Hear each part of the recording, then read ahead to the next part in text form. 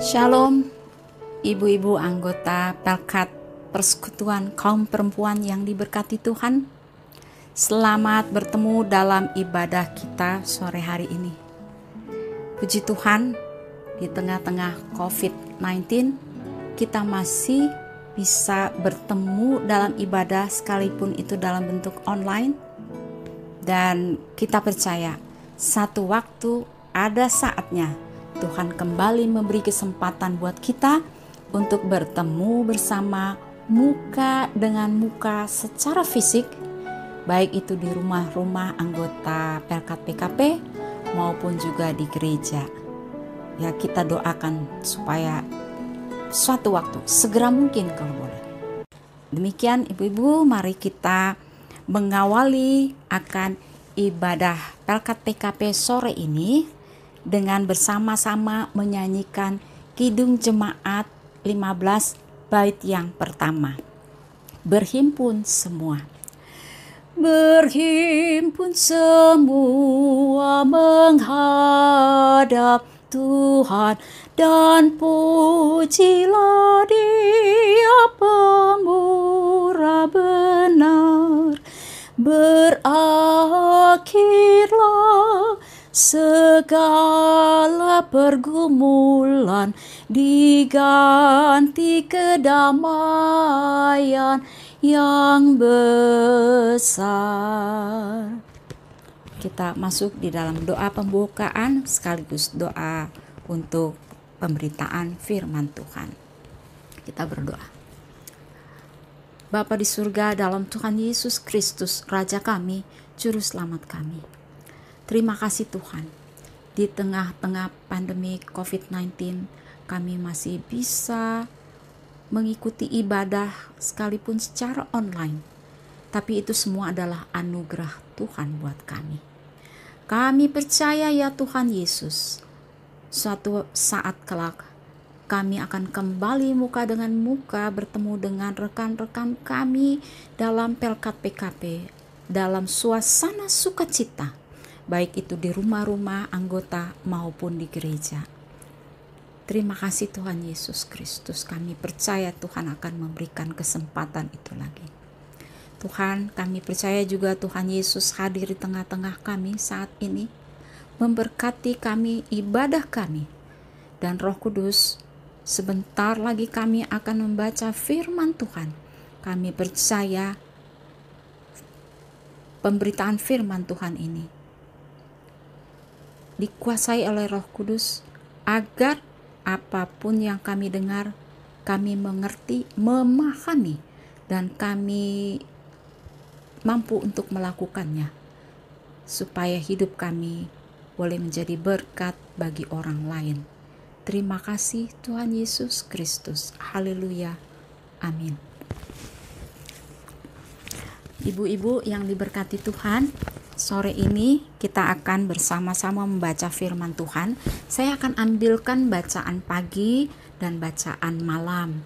Saya percaya ibu-ibu sudah membaca SBU untuk yang pagi hari, dan sore hari ini kita akan baca yang dari ayat 5 sampai dengan ayat yang ke-7.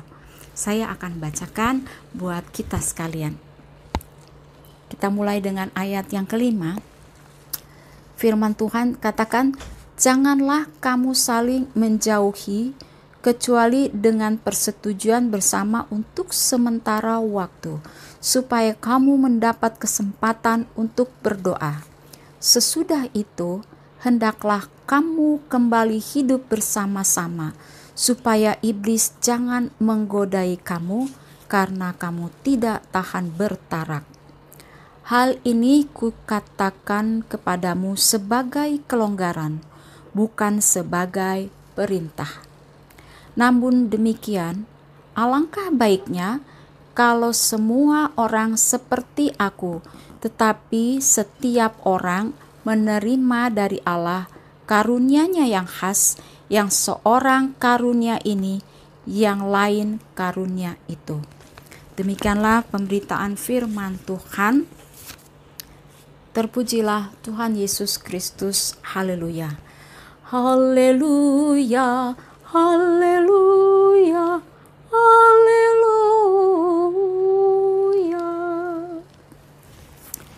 Ibu-ibu yang dikasihi dan diberkati oleh Tuhan Yesus Kristus, kita akan bersama-sama merenungkan firman Tuhan pada sore hari ini. Ada dua status yang dibahas dalam bacaan Alkitab sore ini, yaitu yang pertama, maksudnya status perkawinan mereka yang berstatus hidup sendiri, yaitu mereka yang masih lajang belum pernah menikah atau yang sudah pernah menikah tapi sudah menduda atau menjanda. Yang kedua, mereka yang masih berada dalam status perkawinan pasutri. Menurut Rasul Paulus dalam bacaan Alkitab yang baru kita baca, bahwa setiap orang menerima dari Allah karunia-Nya yang khas. Yang seorang karunia ini dan yang lain karunia itu. Jadi apapun status kita semua sama-sama diberkati Tuhan. Tapi Rasul Paulus juga menasehatkan bahwa lebih baik seperti Rasul Paulus hidup sendiri. Tapi jika tidak bisa menguasai diri, ya lebih baik kawin. Asalkan sadar dan siap dengan setiap konsekuensi yang ada yang timbul di dalam perkawinan. Berdasarkan firman Tuhan serta apa yang kita saksikan sehari-hari di lingkungan kita berada, bahwa memelihara perkawinan itu tidak mudah. Bayangkan saja dua orang menjadi satu.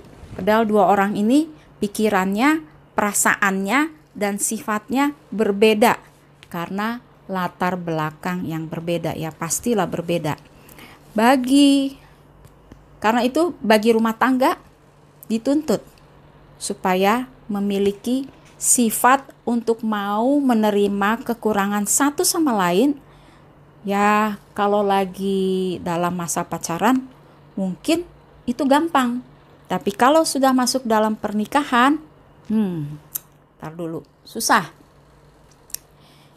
Yang kedua, kita harus memiliki kemauan untuk saling menerima kekurangan pasangan kita. Sama halnya dengan yang pertama tadi. Kalau lagi masa pacaran, gampang. Kalau sudah menikah, susah. Susah. Ya. Kalau yang ketiga, harus mau bersedia untuk saling melayani kebutuhan pasangan kita. Dalam bacaan tadi ditekankan dalam hal lahiriah, tapi tentunya aspek rohani juga penting. Dalam bacaan selanjutnya, kalau kita baca ayat 14, dikatakan suami yang tidak beriman bisa dikuduskan oleh istri yang beriman. Itu bicara kehidupan rohani. Nah, kalau rohani oke, pasti batiniah juga oke. Nah, tentang hal lahiriah, seperti apa yang dikatakan dalam ayat 3, 4, dan 5. Yang pertama, di ayat 3. Masing-masing pihak harus saling memenuhi kewajiban. Kedua, jangan menganggap bahwa masing-masing berhak atas dirinya, sehingga mau seenaknya sendiri, mau hidup bebas dan sebebas-bebasnya. Kalau berpisah sementara, boleh, jadi sementara aja. Jangan lama-lama, harus cepat kumpul kembali. Namanya juga sudah berumah tangga. Ibu-ibu, kalau kita baca tadi bahwa hal-hal lahiriah ini juga merupakan hal penting yang tidak boleh diabaikan. Rasul Paulus katakan itu dalam ayat 7 dan 9. Rasul Paulus dalam ayat 7-9 memberi nasihat kepada jemaat Tuhan karena khawatir kalau jemaatnya ikut-ikutan dengan lifestyle-nya orang-orang di kota Korintus saat itu, yang sedang maraknya dengan kehidupan orang-orang yang mau hidup bebas.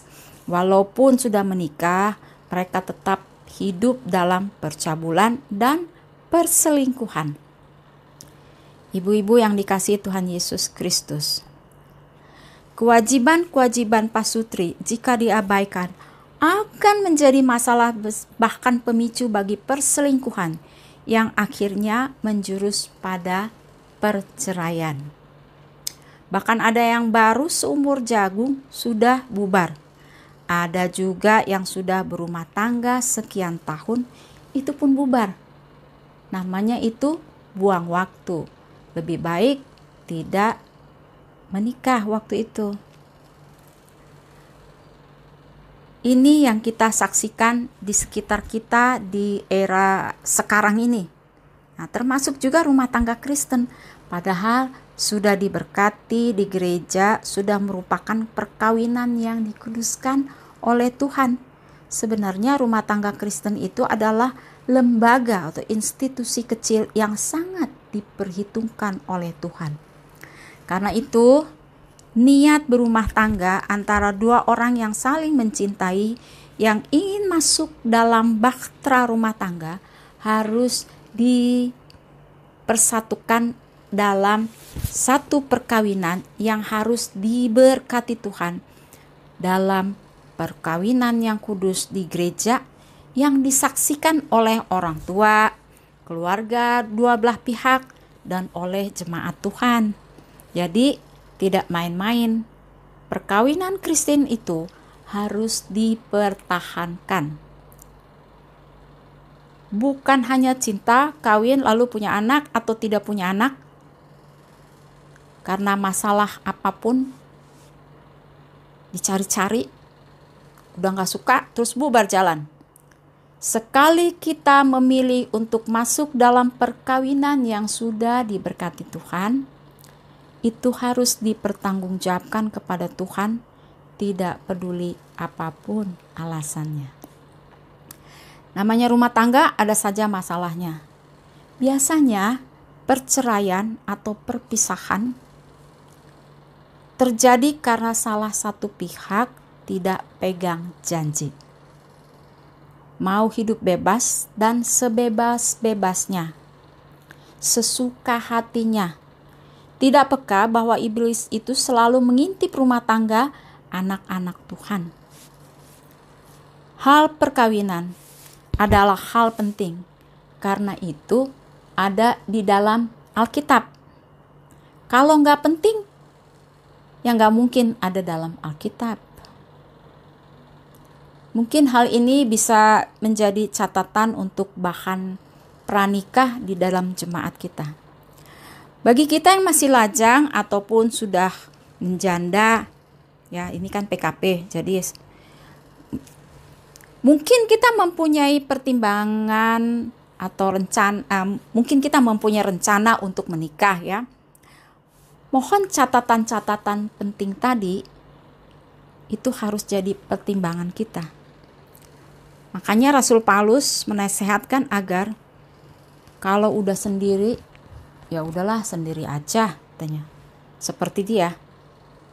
Mungkin juga kita ya punya anak, punya ponakan, punya cucu, keluarga, teman-teman kita khususnya yang seiman. Silahkan hal-hal ini di-share dengan mereka. Supaya jangan mereka mengalami hal yang tidak diinginkan. Nah, kalau kita share pada mereka, berarti kita bisa menjadi saluran berkat buat mereka. Nah, bagi kita yang masih bersuami, catatan-catatan yang sama juga adalah catatan yang harus kita pahami, kita renungkan, dan kita terapkan dalam hidup berumah tangga.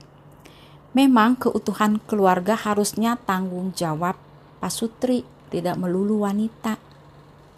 Tapi apapun itu, marilah ibu-ibu kita usahakan agar pada masa PSBB karena COVID-19 ini, kita gunakan kesempatan ini untuk memupuk kehidupan suami istri ataupun memperbaiki kehidupan keluarga yang sudah mulai bermasalah, agar jangan sampai berujung pada perpisahan. Lebih buruk lagi, berujung pada perceraian. Marilah kita menjadi ibu-ibu yang menjadi penolong bagi suami yang lemah, untuk menjadikan rumah tangga kita yang adalah lembaga-lembaga kecil ini menjadi lembaga yang diberkati Tuhan, yang bisa menjaga keutuhan rumah tangga kita secara holistik, artinya menyeluruh, ya, lengkap, baik dalam hal rohani, hal batiniah, hal lahiriah. Bagi rumah tangga yang sedang berada di ambang perceraian, mungkin sekarang statusnya masih berpisah, masih ada harapan bahwa istri yang beriman kepada Kristus bisa menguduskan suami yang tidak beriman. Dan ini masalah seperti ini adalah masalah kita bersama, sehingga hal-hal seperti ini mestinya setiap minggu itu dalam ibadah PKP khususnya harus menjadi pokok doa kita. Rasanya boleh juga kita bermimpi agar jemaat Karis menjadi jemaat yang diberkati Tuhan, karena di dalamnya ada para kaum perempuan yang beriman dan ada keluarga-keluarga yang bertanggung jawab dalam memelihara kekudusan sebuah rumah tangga. Kiranya Tuhan Yesus memberkati kita sekalian. Amin. Untuk memberikan respons terhadap firman Tuhan dan juga untuk mengucapkan terima kasih atas kebaikan dan kasih Tuhan bagi kita sekalian, marilah bersama-sama kita menyampaikan persembahan syukur kita kepada Tuhan sambil memuji namanya dari Kidung Jemaat 450 bait yang pertama. Hidup kita yang benar. Hidup kita yang benar haruslah mengucap syukur, dalam Kristus bergemar, janganlah tekebur, dalam susah pun senang, dalam segala hal aku bermazmur dan ucap syukur, itu kehendaknya.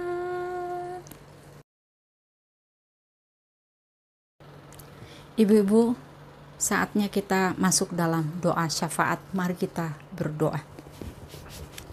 Kami sampaikan syukur kami ke hadirat-Mu ya Tuhan Yesus Raja kami, yang begitu setia memelihara kehidupan keluarga kami, kehidupan jemaat kami, sekalipun seringkali kami kurang setia kepada Tuhan Yesus. Tuhan, terima kasih karena Engkau telah mengaruniakan pada kami kesehatan dan perlindungan.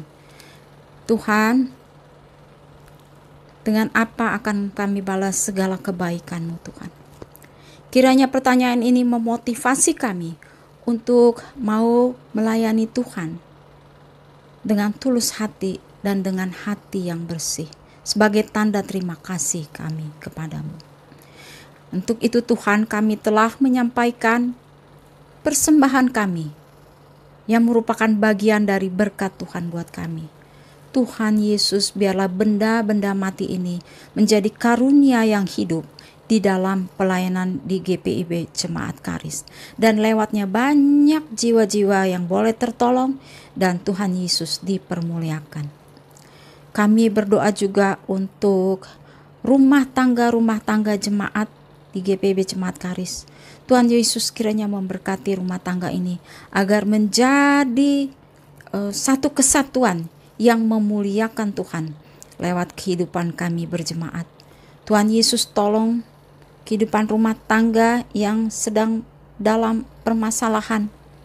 Tuhan, tolonglah, jangan sampai Tuhan ada perceraian, jangan sampai ada perpisahan. Tuhan Yesus, kasihanilah rumah tangga ini. Tuhan sangat tahu siapa mereka. Kunjungilah Tuhan akan keluarga ini. Terima kasih Tuhan Yesus. Kami berdoa juga untuk dunia ini, termasuk bangsa kami, bangsa Indonesia yang tercinta ini, di dalam kondisi pandemi COVID-19. Kami percaya bahwa Tuhan Yesus tidak akan membiarkan bangsa ini untuk menghadapi masalahnya dengan kekuatan kami sendiri. Tetapi Tuhan dengan kuasa dan kasih-Mu, Tuhan Yesus turut campur tangan dalam mengatasi masalah COVID-19 ini. Bahkan kami percaya ada saatnya bahwa pandemi COVID-19 ini akan berhenti keberadaannya di bumi Indonesia ini oleh karena kuasa Tuhan Yesus Kristus. Dan apapun yang menjadi akibat daripada COVID-19 ini, antara lain ekonomi dan kehidupan sosial bangsa kami percaya juga akan dipulihkan oleh Tuhan Yesus Kristus. Tuhan, izinkanlah Tuhan memberikan hikmat bagi Presiden dan semua yang membantu Presiden sampai di tingkat RT. Tuhan, tolong Tuhan, agar lewat kinerja mereka, bangsa ini diberkati Tuhan Yesus Kristus. Tolong Tuhan, juga saat-saat ini kejahatan semakin menjadi-jadi di negara kami ini. Tuhan Yesus tolong agar pemerintah kami mampu untuk mengatasinya, bahkan memberantasnya Tuhan.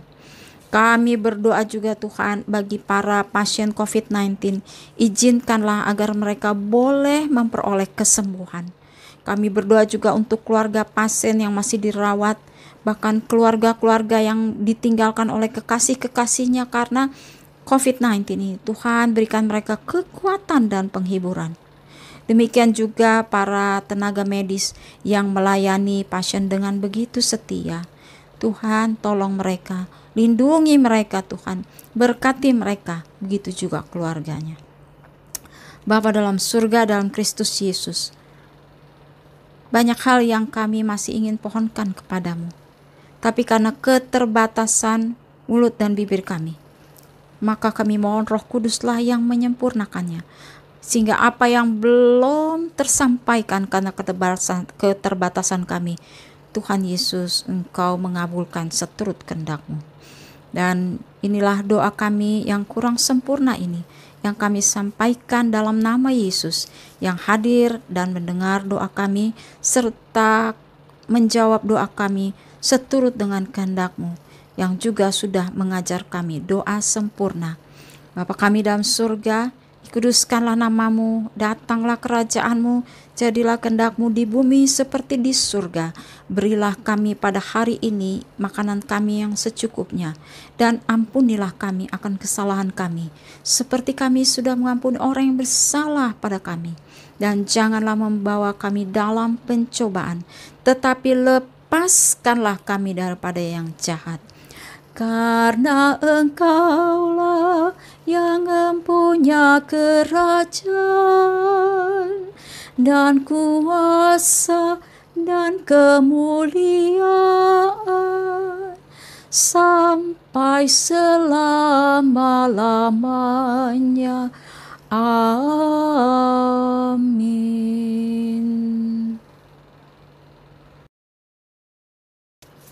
Ibu-ibu yang diberkati Tuhan, lakukanlah firman Tuhan yang sudah kita dengar, dan jadilah berkat dimanapun kita berada.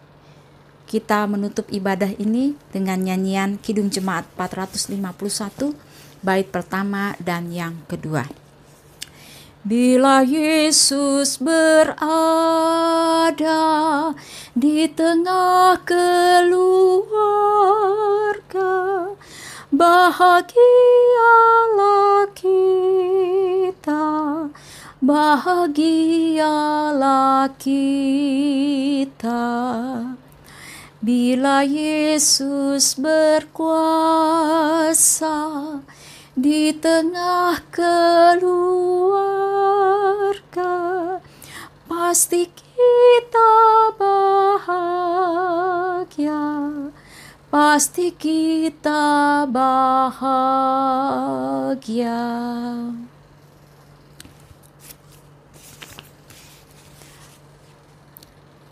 arahkanlah hati dan pikiranmu kepada Tuhan, serta terimalah berkat-Nya.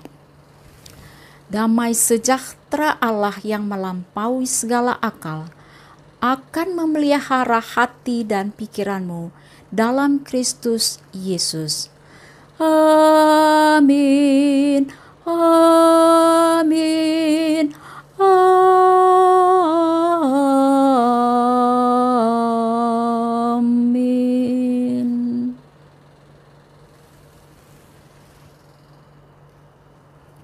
Kita masuk dalam saat teduh